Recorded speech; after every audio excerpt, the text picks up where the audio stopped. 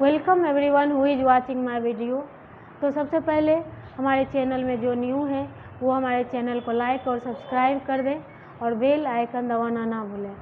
चलिए, तो आज हम एनटीपीसी, एसएससी और बीपीएससी इत्यादि में आने वाले कुछ क्वेश्चंस, 10 इम्पॉर्टेंट क्वेश्चंस पर विचार करेंगे। ये आप लोगों के लिए हेल्पफुल होगी। तो सबसे पहला क्वेश्चन पे हम ध्यान देते हैं। एक कार्य को पूरा करने के लिए 25 आदमी 20 दिनों के लिए काम पर लगाए गए थे, किंतु प्रत्येक 10 दिन पर 5-5 आदमी काम छोड़ते चले गए, तो काम कितने दिनों में पूरा होगा? 25 आदमी 20 दिन के लिए काम पर लगाया गया था, तो टोटल वर्क कितना है? 25 गुना 20, 500 काम है। ठीक है, 10 दिन 25 आदमी किया, 25 गुना 10, 250 काम खत्म। अब आदमी 5 को घट गया, 20 आदमी 10 दिन किया, 20 दाई का 200। ठीक है, 200 वर्क हो गया। बचा कितना काम? 250 में 500 में 250 और 200 माइनस कर दिए, कितना बच गया?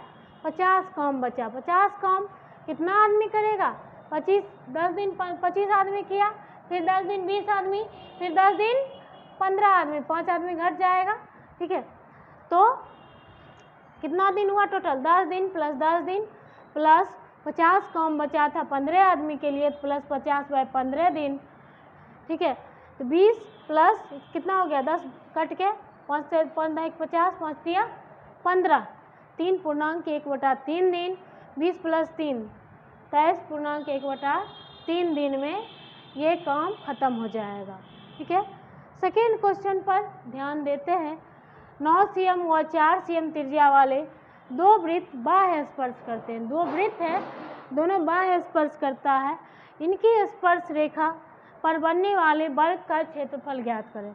हम फॉर्मूला पे ध्यान देते हैं कि जब ये बाह्य स्पर्श करेगा और दो वृत्त जब बाह्य स्पर्श करेगा तो इसके स्पर्श रेखा से बनने वाले वर्ग, ठीक है, क्या होगा? इसका स्पर्श रेखा का फॉर्मूला क्या होता है? जब दोनों बाह्य स्पर्श कर रहे हो तो होता है 2 into capital R root under capital R into small R. तो यहाँ बड़ा आर कितना है? बड़े वृत्त की त्रिज्या कितनी है? 9। छोटे वृत्त की त्रिज्या कितनी है? 4। 2 इंटू रूट अंडर 9 मल्टीप्लाई 4। 9 का कितना हो गया? 3। 4 का कितना हो गया? 2। 2 गुना 3 गुना 2, 2 3 6, 6 दूनी 12 सेंटीमीटर।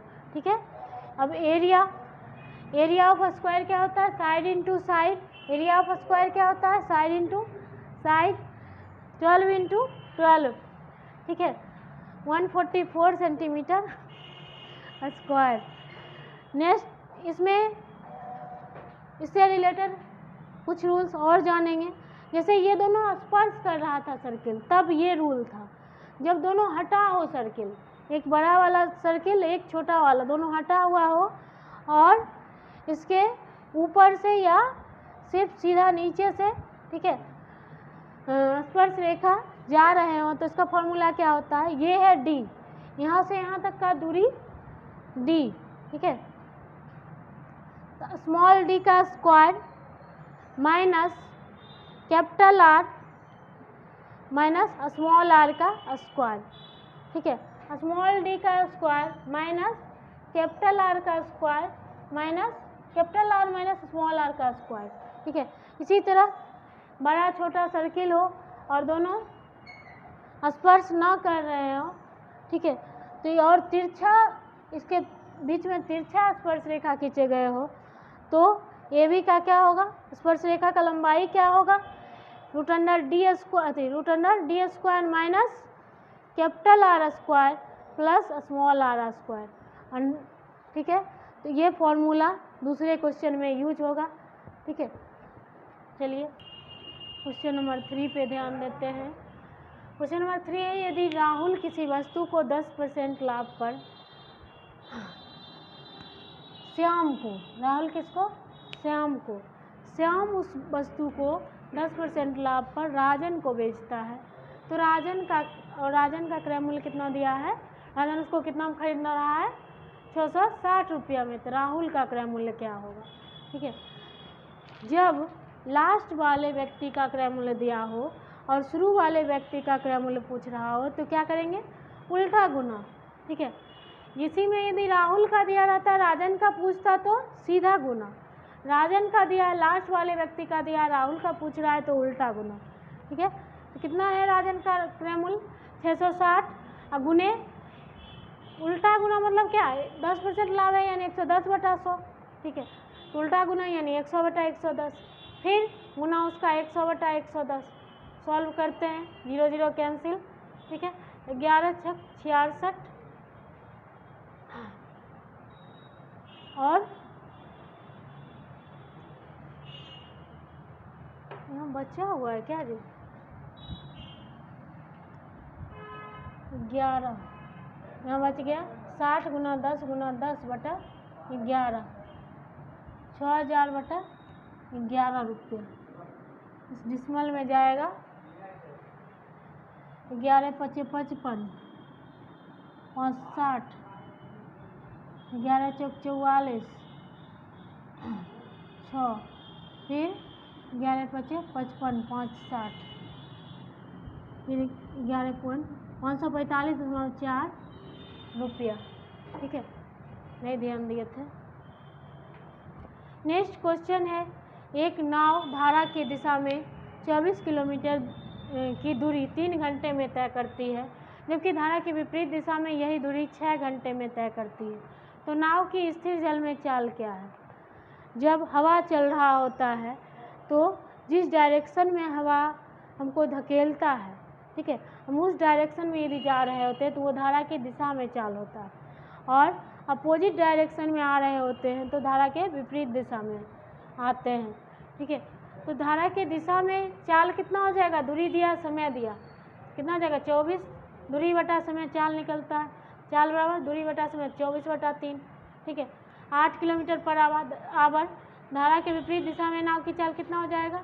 24/6 दूरी बटा समय, 24/6 यानी 4 किलोमीटर पर आवर। अब पूछ रहा है नाव की चाल, स्थिर जल में नाव की चाल। जब नाव की चाल पूछे तो दोनों धारा के दिशा में नाव की चाल दिया रहे, विपरीत दिशा में दिया रहे, तब नाव की चाल पूछे तो जोड़ के 2 से भाग दे देंगे, और धारा की चाल पूछे सिर्फ तो घटा के दोनों को 2 से भाग दे देंगे। ठीक है, 8 ये कितना आया? 8 kilometre per hour, 4 kilometre per hour, 8 + 4/2 यानी 12/2, 6 किलोमीटर पर आवर। ये धारा की चाल यदि पूछे तो घटा के 8 - 4/2 यानी 4/2, 2 kilometre per hour. Question number 5 पे ध्यान देते हैं। क्वेश्चन नंबर 5 है, किसी वृत्त की त्रिज्या 5 सेंटीमीटर है, केंद्र के दोनों ओर 6 सेंटीमीटर और 8 सेंटीमीटर की 2 जीवाएँ हैं, तो 2 समानांतर जीवाओं के बीच लंबवत दूरी ज्ञात करें। ये इसके समानांतर है। ठीक है, ये सर्किल में 2 जीवा खींचे। ठीक है, ये इसके समानांतर है, और क्या कर रहा है? इसके लंबवत दूरी निकालना है। लंबवत दूरी मिला दिए। ठीक है, लंबवत दूरी मीन्स 90 का एंगल बना रहा है। ठीक है, और रेडियस कितना दिया है? 5। इधर से भी रेडियस मिला दिए, इधर से भी मिला दिए। हम जानते हैं कि किसी भी सर्किल में सेंट्रल से यदि जीवा पर लंब खींचा जाता है तो वो उसको 2 भाग में बांटता है, यानी ये 3 हो जाएगा, ये 3, ये भी 3, इसी तरह ये 4, ये भी 4। ठीक है, और ये 5 दिया हुआ और ये 90 है, तो हम पाइथागोरस थ्योरम से ये साइड निकालेंगे। ये 5 दिया है, ये 4 दिया है, तो क्या हो जाएगा? ओ एन बराबर क्या हो जाएगा? √5 का स्क्वायर माइनस 4 का स्क्वायर, 25 - 9 √16 यानी क्या हो गया? ये 4 हो गया। 25 - 16 सॉरी 9 हो जाएगा, क्या हो जाएगा? ये 3 सेंटीमीटर हो जाएगा ये। और ओ एम बराबर क्या होगा? उसी तरह बड़ा वाला साइड का स्क्वायर, 5 का स्क्वायर माइनस 3 का स्क्वायर, 25 - 9 कितना हो जाएगा? 16, ये 4 सेंटीमीटर निकल गया। ये 3, ये 4, तो टोटल दूरी कितना हो जाएगा? 3 + 4 7 सेंटीमीटर। ठीक है, चलिए नेक्स्ट क्वेश्चन पे ध्यान देते हैं। चलिए 6 नंबर क्वेश्चन पर ध्यान देते हैं। क्वेश्चन नंबर 6 है, जब 19, 28, 55, 91 प्रत्येक में से x घटाया जाता है और प्राप्त संख्या समानुपातिक क्रम में हो तो x का मान क्या है। ठीक है, यहाँ ऑप्शन दिया हुआ है, हम ऑप्शन से चलेंगे। ठीक है, ऑप्शन से इसमें चलना आसान होता है। हम इकाई 1 डिजिट का इसे देखते हैं पहले। ठीक है, जानते हैं कि पहला डिजिट, पहला अंक गुने अंतिम अंक बराबर बीच वाला अंक का गुणनफल। समानुपात में यही होता है ना। तो 9 में 8 घटाते हैं, क्या 9 में 8 घटाएंगे कितना आएगा, इकाई अंक करके देखते हैं 1। ठीक है, 8 में 8 घटाते हैं कितना आ जाएगा 0। 5 में 8 घटाएंगे मतलब 15 में 8 घटेगा तो कितना आएगा 7। और 1 में 8 यानी 11 में 8 घटेगा तो 3। अब पहला गुना अंतिम, तो 3 एकम 3 हुआ और ये 0 आ गया। 3 0 बराबर नहीं होगा, इकाई अंक से ही हम पता कर लिए, पहला ऑप्शन नहीं हो सकता। दूसरा ऑप्शन में हम देखते हैं क्या है, 19 माइनस 7 तो कितना हो जाएगा 12। 91 माइनस 7 तो कितना हो जाएगा, पहले इकाई अंक देखना है देख लीजिए। 9 माइनस 7 कितना होगा 2। अंतिम का देखो 1 माइनस 7 4 आएगा, 2 चौका 8 आ रहा है। और यहाँ 8 माइनस 7 1, 5 माइनस 7 यानी 15 माइनस 7 8, 8 यहाँ भी आ रहा है, 8 यहाँ भी आ रहा है, यानी ये ऑप्शन हो सकता है। ठीक है, और हम इनका इकाई अंक ही देख लेते हैं जल्दी जल्दी। ठीक है, और मन में ही कर लेंगे। 9 में 9 जाएगा 0 आ जाएगा, यानी इसका इस दोनों को मल्टीप्लाई करने पे कितना आ जाएगा 0। और यहाँ 8 माइनस 9 तो 9 आया, और 5 माइनस 9 6, 9 चौक 54, 0 आ गया, 4 आ रहा है नहीं होगा। 5 करके देखिए, 9 में 5 गया कितना होगा 4, और 1 में 5 गया यानी 11 में 5 6, 4 6 जा 24। ठीक है, इसका 24 आ रहा है, और इसमें 5 माइनस होगा 3, इसमें 5 माइनस होगा 0 0 आ रहा है, 1 में 4 आ रहा है, ये भी नहीं हो सकता। फोर्थ ऑप्शन भी नहीं हो सकता, एक ही ऑप्शन में आ रहा था इकाई डिजिट सेम, किसमें बी ऑप्शन में, तो बी आंसर हो जाएगा। ठीक है, अब नेक्स्ट क्वेश्चन है, यदि एक किसान प्रत्येक बक्से में 5 या 6 संतरे भरे तो उसके पास 3 संतरा बचता है, परंतु यदि प्रत्येक बक्से में 8 या 9 संतरा भरता है तो उसके पास 3 संतरा फिर भी बच जाता है। ठीक है, तो कुल संतरों की संख्या ज्ञात करें। कुल संतरों की संख्या निकालना है। ठीक है, तो इस क्वेश्चन में हम क्या करते हैं, एलसीएम निकालते हैं। 5 6 8 9 का एलसीएम कितना हो जाएगा 360, कितना हो जाएगा 360, एलसीएम निकाल लीजिएगा। और कुल संतरा की संख्या पूछ रहा है, दोनों केस में 3 3 बच जाता है तो 3 जोड़ देंगे, 360 प्लस 3 363। क्वेश्चन नंबर 8 पे ध्यान देते हैं। क्वेश्चन नंबर 8 है, ये सॉल्व करना है। क्वेश्चन है 2 - 1/3 ब्रैकेट बंद। ठीक है, फिर 2 - 3/5 डॉट डॉट 2 - 999/101। इसको सॉल्व करते हैं तो कितना आएगा 2 3 जा 6 - 1 5/3, कितना आता है 5/3। इसको सॉल्व करते हैं 5 2 जा 10 - 3, 5 2 जा 10 - 3 कितना हो जाएगा 7/5। इसको सॉल्व करते हैं 7 2 जा 14 - 5 9/7, 14 - 5। ठीक है, तो ये देख रहे हैं 2 2 बढ़ रहा है, ऊपर भी 2 2 और नीचे भी 2 2, यही क्रम बढ़ रहा है। 5 7 9, 9 से कितना हो जाएगा 11, 7 से कितना हो जाएगा 9, इसी तरह बढ़ते जा रहा है बढ़ते जा रहा है बढ़ते जा रहा है। ठीक है, लास्ट में क्या है 2 - 999 यानी कितना हो जाएगा 2002 - 999, 1003 1003 बटा 1001। ठीक है, आप देख रहे हैं यहाँ जो आ रहा है वही इसके ऊपर वाला पहले वाला में है।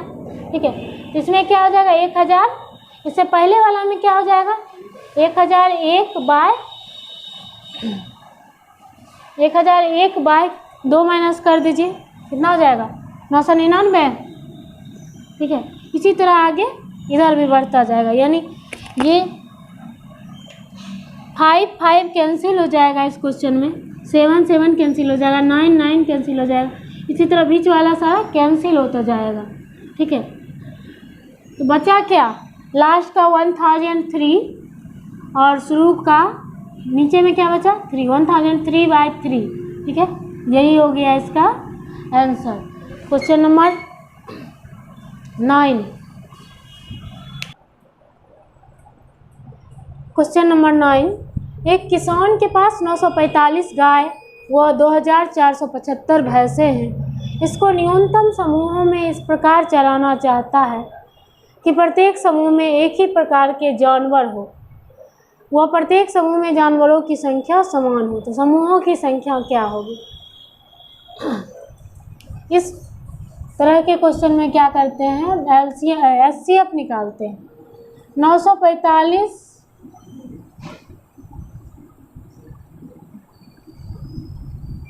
2475 का HCF कितना होगा, दोनों का HCF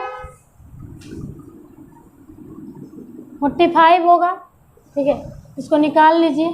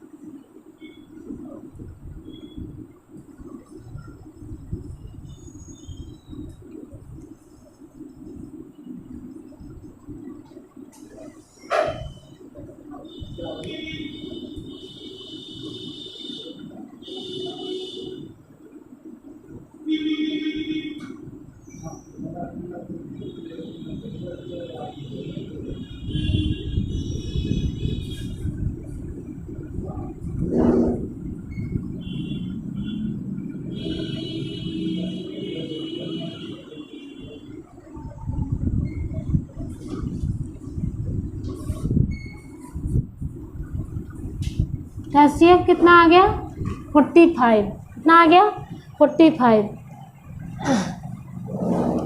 45 से दोनों में क्या कर देंगे, डिवाइड कर देंगे और अलग अलग समूह निकाल लेंगे।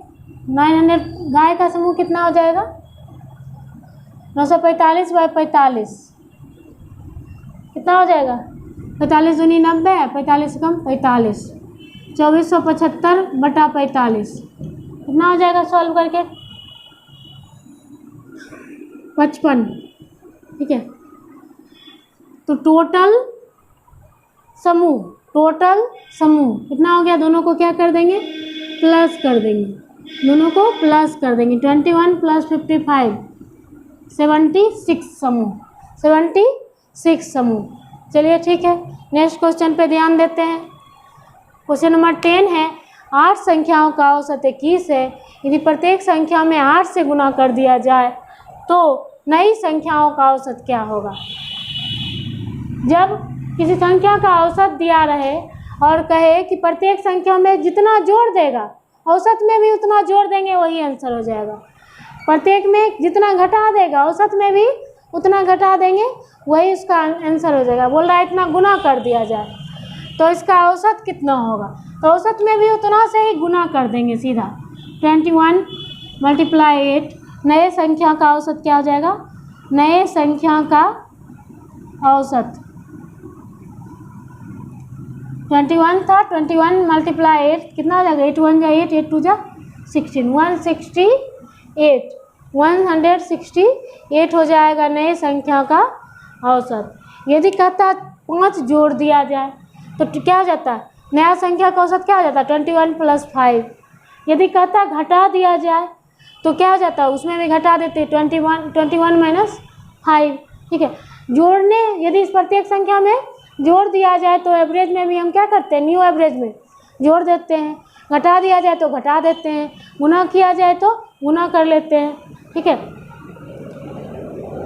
तो चलिए, तो आप लोग कठिन रास्तों से ना घबराएं, क्योंकि कठिन रास्ता ही अक्सर खूबसूरत मंजिल की ओर लेकर जाता है।